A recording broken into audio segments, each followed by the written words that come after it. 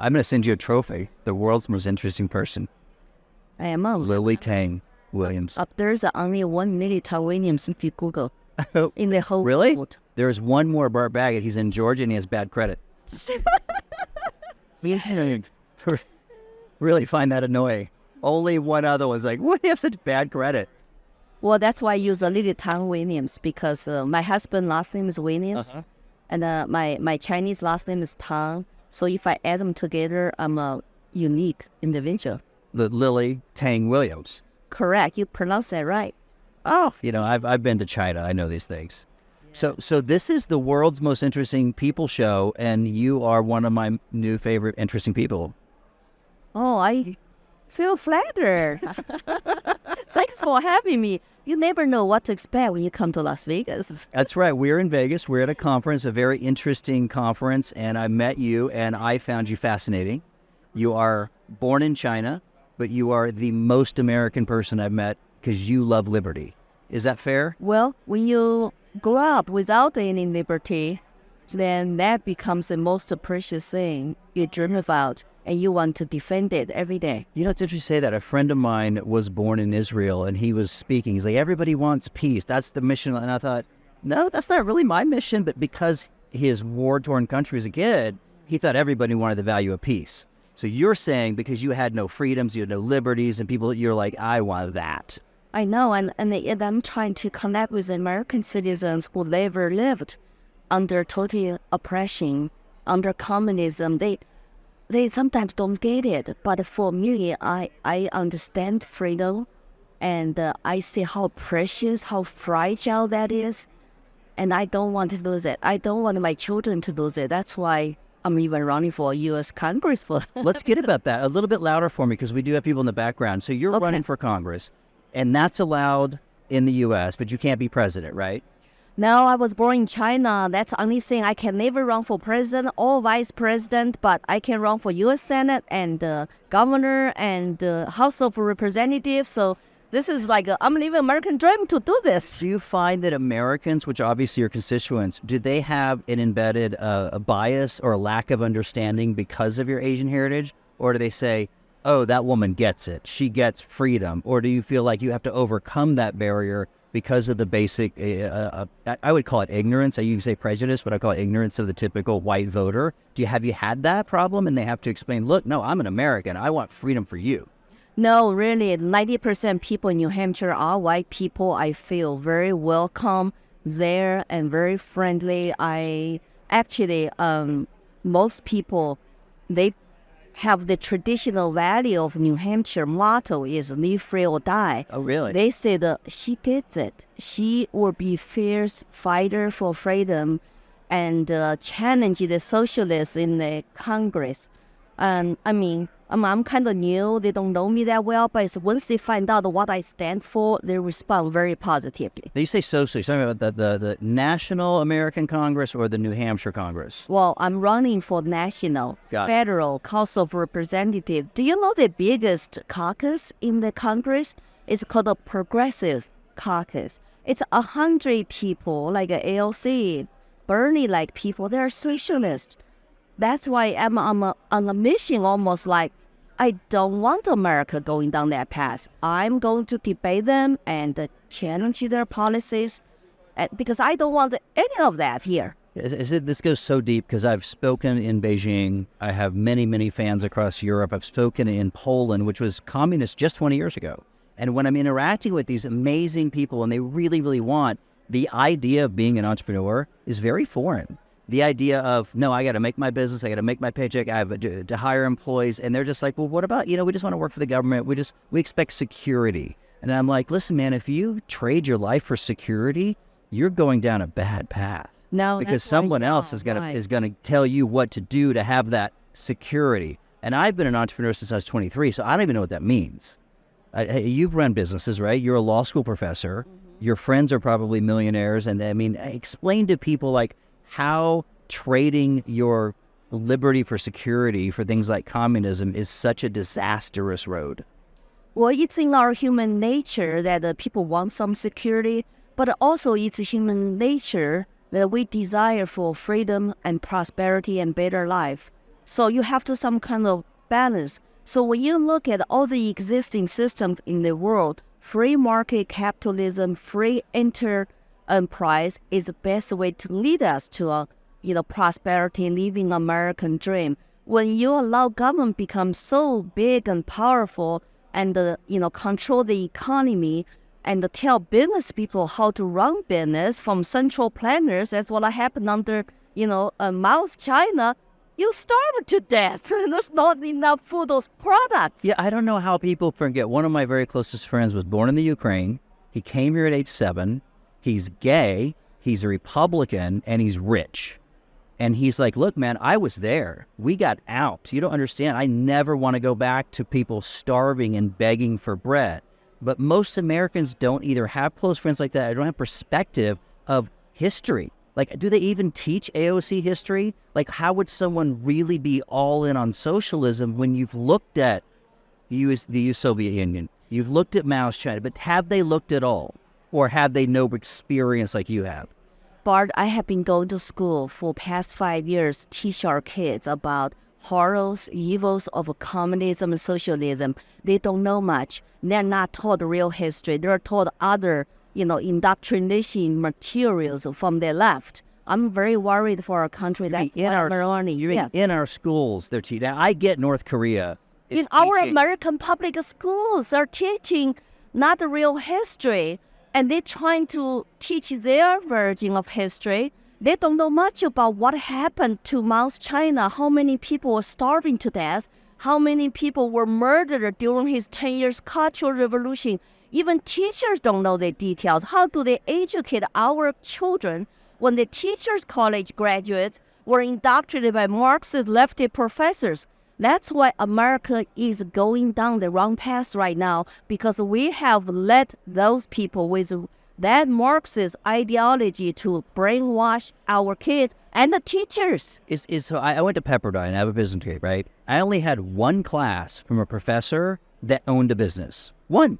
Everybody else was like tenured. They were great human beings, right? They were so sweet. But none of them have raised money, stocked, fired people. Like, only one had real experience. Now, that's just my limited experience as a business. Think about all these institutions. These professors don't need a job. They're tenured. They sit around and philosophize. Is that the problem with the undergraduate system? Is the people running the show aren't actually capitalist?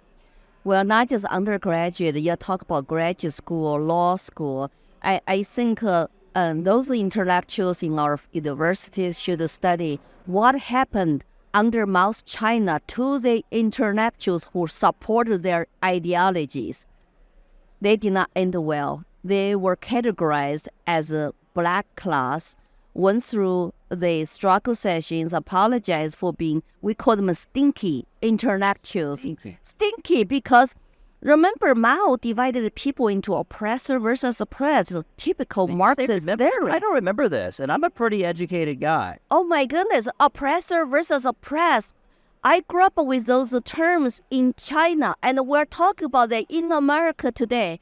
And then he put 5 black classes under oppressors. For example, rich landowners, rich farmers, rightists, bad influencers. Rich landowners are oppressed. Farmers. You know that in the U.S. Constitution, white landowners were the only people that could vote. They were kind of built like, hey, you know what? If you're a landowner, I guess you have a right to vote. I know that's all wrong now. But the communism is demonize people. They demonize owners. Owners of rich people and profits. Help me out. Why is there so many billionaires in China and a big burgeoning middle class and people that own the biggest companies in the world if they're demonized because they're billionaires? How does someone get rich in China now? Is it all political favor? Say people understand today's modern China better than the Mao's China I grew up under. So after Mao's China, people basically were suffering and starving to death. Economically, China was about to collapse. Then Deng Xiaoping, remember, came out to do economical reform. He was not ideologue. He said, let's get some people rich first. Let's develop economy. And he called that socialism with Chinese special characteristics. But it's really communism with a socialism undertone, right? Yes, but also with limited free market capitalism. So China took off economically. what you know about today's China, people want to be entrepreneurs, want to become rich. They were under that economic reform. So look how much a government system can incentivize people to work hard and to become successful just by simply be creative entrepreneurs. But when you have bad system like socialism, communism, the individuals have no incentive because you don't get rewarded when you work hard. Remember, Obama said, "You did not build that." I took that as such insulting attack on my free entrepreneurship. Tell me the quote in context for me and people in India. What did he say you didn't build? When he was running for president and become a president, he was talking about people who are very successful, rich, because they own some business. And he said, "You did not build that." Well, how do you think it happened? You think it was inherited by their rich daddy? But that's typical communism, Marxism think people get rich by exploiting regular workers. So despite his popularity, underneath his language, you said, wait a second, there's a socialist in there. Somewhere he doesn't really believe that he can start from nothing and earn it and sweat and brow and earn it. I know because I was self-employed when I started by myself with my husband. Who was there to help us?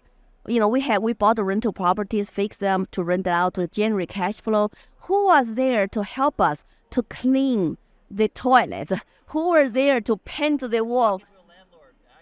I know, like I did not have a one weekend 2009, and I was demonized. I did not build that. I did not build my own business. Steam my tools. No one. And by the way, it's even hard to get loans to help entrepreneurs. Like it's not exactly.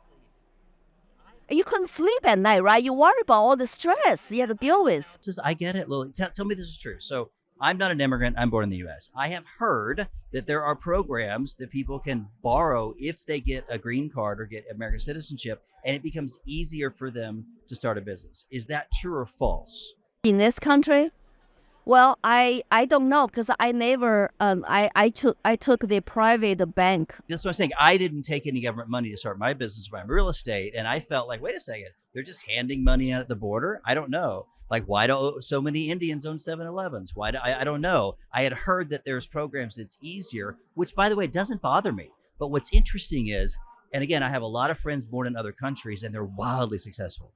A friend of mine born in China, she said, look, man, if I didn't get A+, my family would just like harass me. Like there was. See, that's our traditional value. Have to be the best. And I don't know how you can all be the best. But here's what's happened.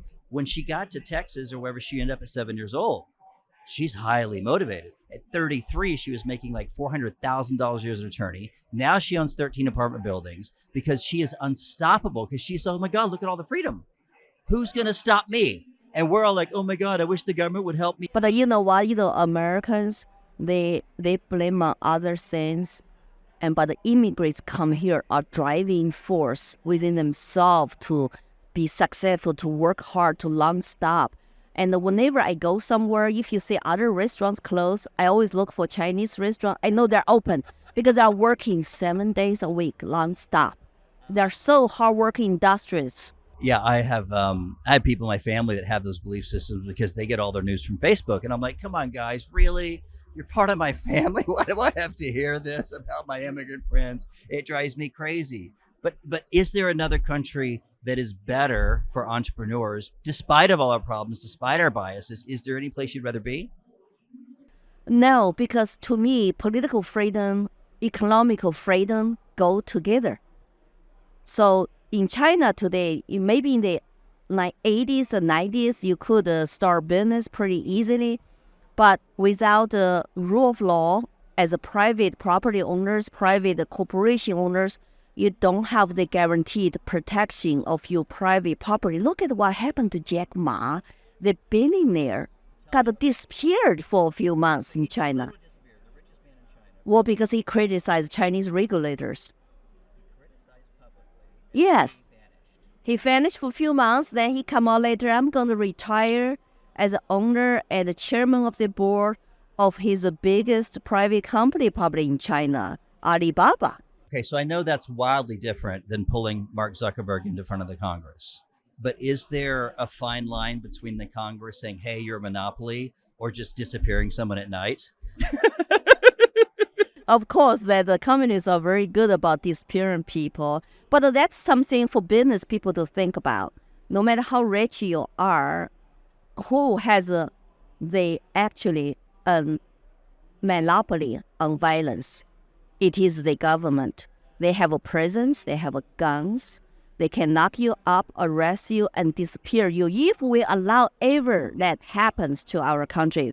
I have pretty good authority. A friend of mine was almost murdered by one of the presidential campaigns 20 years ago. Killed her dog, ran her out of town. She was a reporter for a very famous newspaper. I won't use the name. But I was like, that sounds like a movie. And she goes, listen, you know me for 20 years. Why would I make this up? And I said, no, that happens in China. That happens in Indonesia and Burma. It doesn't happen in the US, but it does. But you don't hear about it. Media do not report it. That's another thing. Why Chinese people still support the regime? You know why? Propaganda is very powerful. When propaganda, which is one party, controls all the press, all the social media, all the newspapers, all the educational classrooms, and even control the social media posts, and censorship is every day. So it is very difficult for people to find out the truth. That's why I'm a very big defender of free speech in this country. We need to get to the truth by actually exercise our free speech. So I might be wrong about this. I was coming back from Thailand. I met a filmmaker on the plane, being very good friends, and he said he was sneaking documentary footage out of Burma, and this was 15 years ago. And I had since read, and I haven't been to Burma, so I may get a little bit confused on my geography. Is that the country that Facebook was the de facto news source for like the first 4 years? So when people said, I'm going to get my news, they didn't go to Google. They just went to Facebook. And so what happened is Zuckerberg and the other people found themselves in this weird position of being the only source of news for an entire political cycle. That's dangerous. Because now you have all one-sided or two-sided, and the average person, including some of my relatives, I hate to admit it, don't know the difference between fake news and real news. Well, that's why we do need a free internet. And I think that let the people to judge, right? It's a digital public square. As long as people doing something legal, even though you don't like the opinions, you don't agree with them, but they shouldn't be canceled because free speech is the way to allow people also think freely and to get to the truth. Then have good conversations about how to come up with solutions to the problems we face. And the censorship by the government is really a bad way. So I'm a weird person. I will literally tell my Alexa to listen to Fox News and then NPR a couple hours later. But I don't think I'm normal. I think I... Oh, I do. I listen to all. As we're free thinkers, we want to hear, but it's so wildly different, the narratives from the same event. And I'm like, this is the same country? Words out of context. And the medias also lie. They have a political biases. That's why people got to think out of the box. They cannot just keep watching the same source of media. They need to come out of their comfort zone to say, maybe this week I'm not going to watch CNN, listen to NPR. I'm going to listen to this, maybe try Joe Rogan, Teamcast. There are lots of alternative medias that people, should listen to them. Because thanks to internet, actually we have, those kind of source available. Hopefully all over the world, not in China. China, of course, they censor Facebook and Twitter, Well, firewall, called a firewall built by the regime to block people from access to, internet. Is TikTok all right? Because I do like dancing girls. But here's the truth, though. I advise people do not use that on your phone because it is owned by Chinese company. You know what?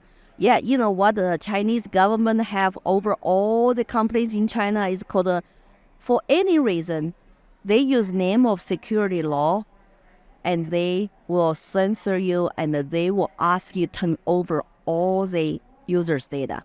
You cannot object to that. So you don't have TikTok on your phone? No, I don't. I told my kids don't do that either.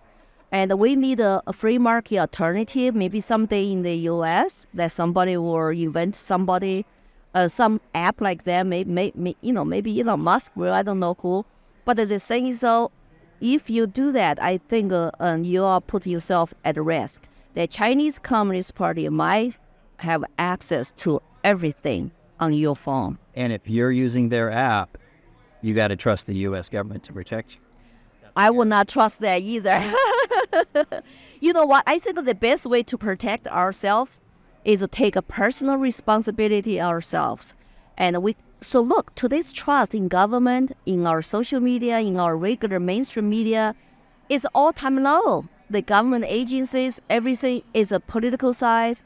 It's like, who do we trust? So we have to trust ourselves and each other. Like, I trust people here come to Freedom Fest more than the government agency to protect me, Listen, let me take a short break. Let me give you a couple of plugs. So you are running for Congress. As we record this today, Facebook is Lily for Congress, Instagram, Lily Tang Williams, and YouTube, Lily Tang Williams. Maybe we can get you some of this clip to put up on your channel. Yes, I have a Twitter too. I did not say Twitter. There's Lily for Liberty is my Twitter. Lily for We'll take Liberty. a short break, and we'll come back, and I want to wrap up. I want to hear more about this Freedom Fest, and then also really some of your takes on communism and who the real evil people are that are in our public eye. We'll be right back. This is the Bart Show. This is the world's most interesting people, and today's most interesting person is Lily Tang Williams. We'll be right back. Do you want to leave it rolling? Okay, good. The camera's rolling still. How you sound? Good. Adorable. Oh, thank you. I'm having fun. I am optimistic about America. There are lots of things we'll worry about, but that's why I want to tell my stories. If I don't analyze your handwriting, my audience will be mad. Okay, you did. And there's nothing bad about it, so it's just really good. I know. I like those kind of stuff. Yeah. And the thing is, sometimes it's like so insightful. Sometimes it's like, oh, she's normal. Yeah. They're just normal. Thank you. Hey, I just saw our next guest walk by. Are you talking about psyche analysis of my handwriting? Right, that's how we're going to do it. I went to a New Hampshire radio show host. He looked at my palm. Like he was, No, that's different, right? I don't know. I'm going to be hurt if you bring that up. No, I don't. Okay. We're going to go 7 more minutes. You ready? Yeah. Okay, we're back. The Bart Show. The world's most interesting people. Lily, I have your handwriting in front of me, and I'm still interested in communism and all the cool things, but one of my fans love me Ellie's handwriting, and you are normal. You're expressive, you have good eye for detail, you genuinely like people, you're expressive, you're persistent. I think that's your best trait. Of all the success traits, is persistence one of your best? Yes, otherwise I could not make to America. I got to be persistent and to become successful, entrepreneur, from $100 come to this country and borrowed. Wow, so you borrowed $100. Now, were you an adult or a child? I was almost 23 years old. Wow, so you didn't come with anybody? You went all by yourself? To go to graduate school, get a permission to leave China first, then borrow $100, and my sponsor, American professor, who also lent me $1,200 to buy air ticket to apply for graduate school and to take a TOEFL test. I was in debt $1,200. I want to give him a shout out now because I think he deserves it. I'm sorry, he passed away. Okay. Yeah, he passed away, yeah. No, something like a handwriting, as some people are like, emotionally unstable or they're sensitive. You really have a balanced personality. I would trust you in Congress for me because I feel like you're going to weigh the facts. I feel like you have both compassion and logic, and you have the ability to actually have eye for details, and your self-esteem is great. This signature is so good because your T-bars are long and enthusiastic. I think your only downside, I'm going to have to ask your husband on this, is when you get angry, you can be a little aggressive. He might agree with you, but maybe only towards him. Oh, my children can tell you I'm a tiger mom. Why are tiger mom? These moms, tiger moms? Am I being a prejudice here? Well, because we feel like that's a stereotype, isn't it? No, that's because some are not, some are more soft. But the thing is, we feel like that's the best way we're gonna raise our kids to be independent, successful, by having very high expectations of them. If you have no expectations, I don't know, they might turn out to be different. That's a longer parenting conversation. I have a friend whose dad's expectations were a perfect score, Anything less than a perfect score was a 0. And so she suffers today from this low self-esteem because even if she gets a 98%, or she's beautiful but not the prettiest, she just feels horrible. That might be a little bit extreme. There's got to be somewhere in between. Yeah, well, Succeed, but you don't have to be perfect at every moment. right. We actually offer our kids incentive to make a straight A's, then they get a bonus allowance. But if they make a B's and not all straight A's, we just want to have a conversation. We're not going to chew them up. You say, how come you got a 1B? It's a very capitalist way to raise them. It's so smart to bring in your. It's up to you. Yeah. Your responsibility. If you don't succeed, you get nothing. Yeah, If you do succeed, the world is yours. right. Incentive works. Isn't that basic capitalism? Yes, incentive works. I mean, kids, you have to get a place to live. But if you're in Congress, does everyone deserve a roof over their head just because they show up? No, Well, I don't think so. Well, the thing is, there are some say the Democrats like to preach human rights, like it's a human right to have health care, to have this or that. But who is gonna pay for it? But it's not a human right. It's not human right. Human right is something you're born with. It's a privilege if you grow up in a household where your parents are wealthy. Yes. But tell the people in Africa, they're humans. There's not human right for a hut. They all get together and build a hut. And I know I've got friends that I'm so sorry that was such a terrible stereotype. But I'm talking about the really poor places in the world. Right. Yeah, it should be. Water should be a human right. I get it if there's a company taking away the water. I totally get that argument. But I have lived in California for a long time, and I don't think it's a human right to be able to have health care and your aids taken for and having just come in there and someone pay your bills and you sit around and smoke pot. That doesn't feel like a human right. It feels like a political system that's created to create more socialism, right? More equality. Right. That's a different conversation than human right. Also, they do not talk about equality now. They talk about equity every day. Tell me the difference. Let's leave on that. So equality versus equity. So I'm all for fairness. I'm an expert witness. I want to tell the truth. I think fairness hurts me and unfairness, but different than equity, right? Justice is different than equality. Tell me the difference. Well, when we talk about liberty and justice for all people in the Declaration of Independence, we're talking about people's natural rights. Everybody is created equal. But now they don't talk about equality protection, equality of the opportunity. They want to talk about equity. Equity is a communist term, means equal outcome. How could you have an equal outcome without government force to take away from you, give to some other people? I have heard that in China before, equity. But everybody, lots of people today in our country, and by even the big corporations, by government agencies, by elected politicians and media, equity every day. That's scary to me. Why are they proudly to use a communist term? Sounds like Stalin. Didn't he say to each his own means, to each his own desire? That's communism, That is yes. pure communism. Yes, I yes. don't want to hate my own means because I've No. worked my butt off to be really good at all the things I've done. And some people sat around and played video games. Yeah. Have you heard about DEI, diversity, equity, inclusion training? They're doing this to government employees, our corporation employees, and doing that in our schools and universities. They're everywhere. I just got somebody told me this morning, Lily, our new employees in our school are required to go through this critical race theory, DEI training. It makes me feel bad because I'm a white male. That's what is going on in today's country. Wow. That's a very deep topic, which we can't get into. But would you come back and visit with me on another episode? I think you're very interesting. Thank you. I have we'll be in touch, and we can always do Zoom call because I'm here until Saturday night, and I'm speaking Friday and Saturday twice, and Friday on the main stage, 10 minutes on the main stage. So tell me, are you, when they vote for you or they check it out, now obviously a lot of people don't live in New Hampshire, but they do maybe want to follow you and understand. And maybe would you consider yourself a libertarian, Republican, Democrat, or somewhere in between? I call myself a liberty Republican or libertarian-leaning Republican. Some people suggested a constitutionalist Republican, like Ron Paul is a good one too. But for me, liberty is my North Star. And there's nothing I think is more important than our liberty. Without it, you are just a slave. And I'm so happy now living in this country because I am free finally. But I'm fighting very hard to keep that in our country. We'll leave it on that. Lily Tang, everybody. Thanks for being on the show. Thank you for having me. Hey guys, thanks for watching. If you like this video, come to Freedom Fest, a big conference of free thinkers. I'll be here, all these great guests we found here, and there's a coupon code, BART50 at the checkout, freedomfest.com.